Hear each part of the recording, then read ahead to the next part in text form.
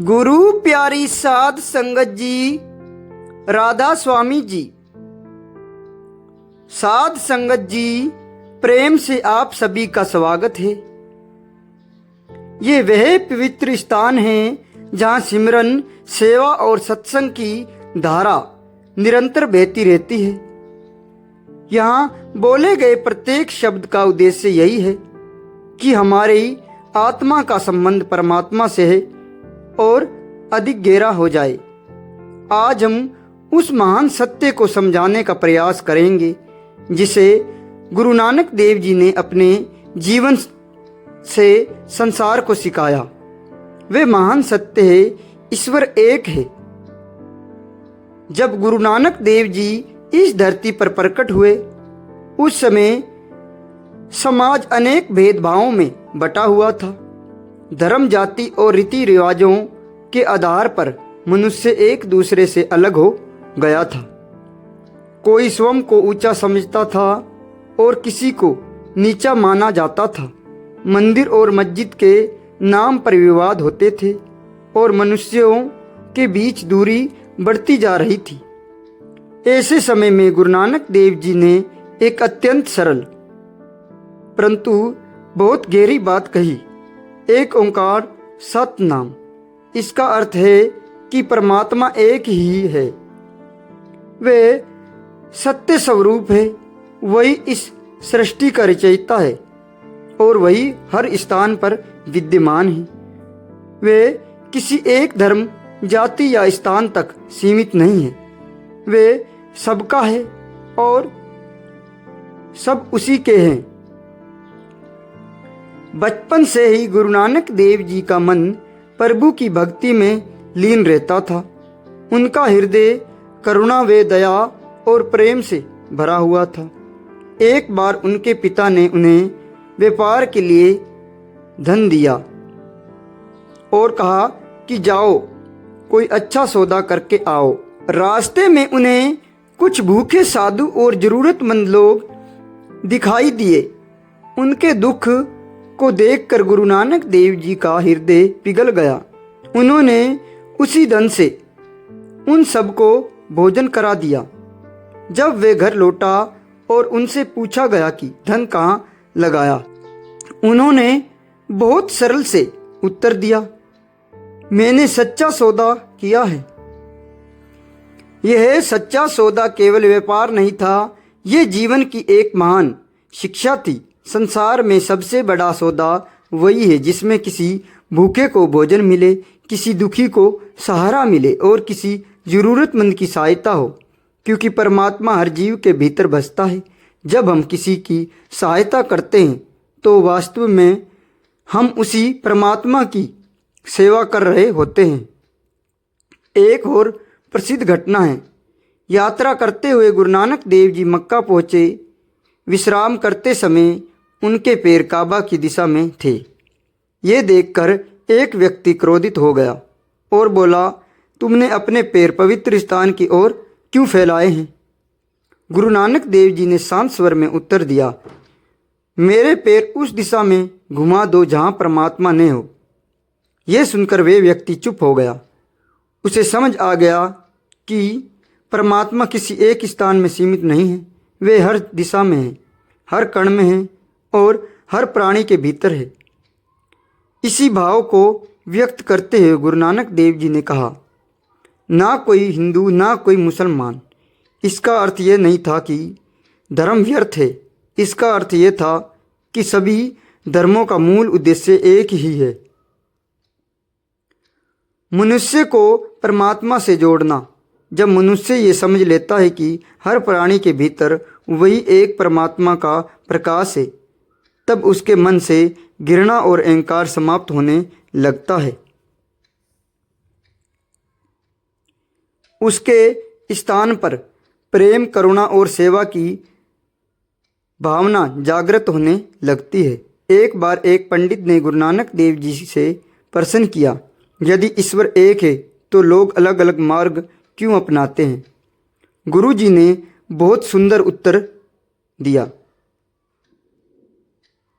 उन्होंने कहा, जैसे अनेक नदियाँ अलग अलग दिशाओं से बहती हैं, अंत में एक ही समुद्र में मिल जाती हैं। वैसे ही मनुष्य के अलग अलग मार्ग उसी एक परमात्मा तक पहुँचाते हैं।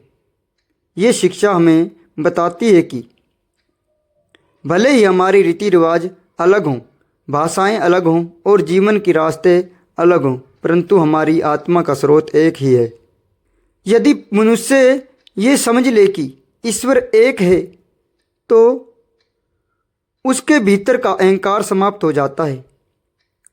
वे किसी से घृणा नहीं करेगा और प्रेम तथा सेवा का मार्ग अपनाएगा। गुरु नानक देव जी का संदेश केवल सुनने के लिए नहीं है, बल्कि जीवन में उतारने के लिए है। यदि जीवन शांत, पवित्र और आनंदमय हो सकता है। अब गुरु नानक देव जी की दूसरी महान शिक्षा को समझाते हैं। किरत करो अर्थात ईमानदारी से कर्म करो। गुरु नानक देव जी ने केवल उपदेश नहीं दिया, बल्कि अपने जीवन से उदाहरण प्रस्तुत किया। उन्होंने सिखाया कि सच्ची भक्ति केवल शब्दों से नहीं, बल्कि कर्मों से प्रकट होती है। एक समय की बात है जब गुरु नानक देव जी सुल्तानपुर लोधी में नवाब दौलत खान लाडी के यहाँ मोदी खाने में कार्य करता था। वहाँ वे अनाज के हिसाब रखता था और बड़ी ईमानदारी से सेवा करता था। एक दिन अनाज तोलते समय वे गिनती कर रहा था। जब गिनती 13 पर पहुंची तो वे बार बार 13 13 कहने लगा। 13 का अर्थ था सब कुछ तेरा है। हे प्रभु, ये अनाज भी तेरा है, ये सेवा भी तेरी है और ये जीवन भी तेरा दिया हुआ है। उस क्षण वे प्रभु प्रेम में इतना डूब गया कि उन्हें हर वस्तु में वही एक परमात्मा दिखाई देने लगा। उन्होंने सिखाया कि जब मन से अहंकार समाप्त हो जाता है और कर्म प्रभु को संपूरित हो जाता है, तभी वे सच्ची कीर्ति कहलाती है। इसी से जुड़ी हुई एक प्रसिद्ध साखी है भाई लालो की। भाई लालो एक साधारण बढ़ाई था जो मेहनत की कमाई से सदा भोजन करता था। दूसरी ओर मालिक भागो एक अमीर अधिकारी था जो लोगों का शोषण करके धन कमाता था। जब गुरु नानक देव जी मालिक भागो ने अपने भव्य भोजन में बुलाया तो गुरु जी ने पहले भाई लालो के घर की सादी रोटी स्वाद की। जब मालिक भागो ने इसका कारण पूछा तो गुरु जी ने दोनों के घर की रोटी हाथ में लेकर दबाई। कहते हैं कि भाई लालो की रोटी से दूध की बूंद टपकने लगी और मालिक भागो की रोटी से रक्त की बूंद। ये दृश्य देखकर सब स्तंभ रह गए।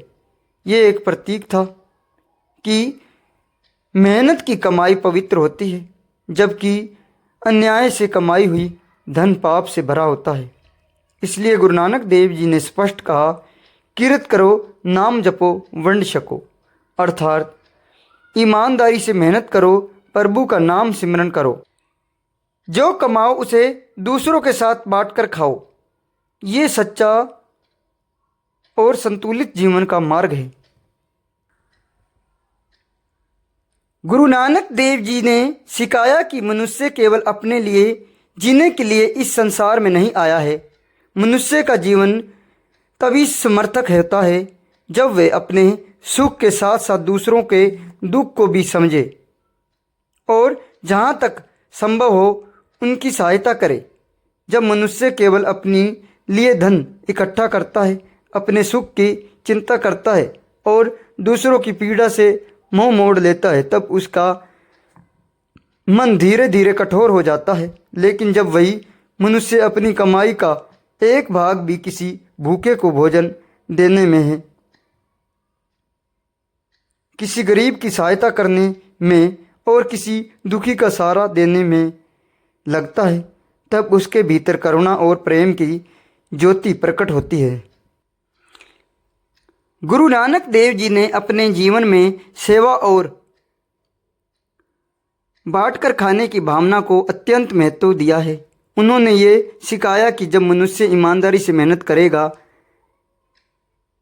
और उसकी कमाई को दूसरों के साथ बांटता है, तभी वे सच्चे अर्थों पर धर्म के मार्ग पर चलता है। इसी भावना से आगे चलकर लंगर की परंपरा स्थापित हुई, जहाँ हर व्यक्ति बिना किसी भेदभाव के एक स्थान बैठकर भोजन करता है।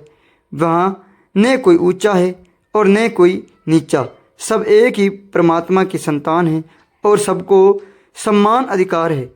ये परंपरा हमें यह सिखाती है कि मनुष्य के बीच जो भी भेदभाव दिखाई देते हैं वे मन का भ्रम है। वास्तव में सबके भीतर वही एक परमात्मा का प्रकाश है। गुरु नानक देव जी का संदेश बहुत सरल था, परंतु उसका अर्थ अत्यंत गहरा है। उन्होंने कहा कि मनुष्य को 3 बातों को अपने जीवन का आधार बनाना चाहिए। नाम जपो, कीर्त करो, वंश, अर्थात प्रभु का नाम लो, ईमानदारी से मेहनत करो, यापन करो और जो कुछ प्राप्त हो उसे दूसरों के साथ बांट कर खाओ। यदि मनुष्य इन तीनों शिक्षाओं को अपने जीवन में उतार ले तो उसका जीवन स्वयं ही पवित्र और संतुलित बन जाता है। जब मन प्रभु का नाम में बस जाता है तो भीतर की शांति उत्पन्न होती है।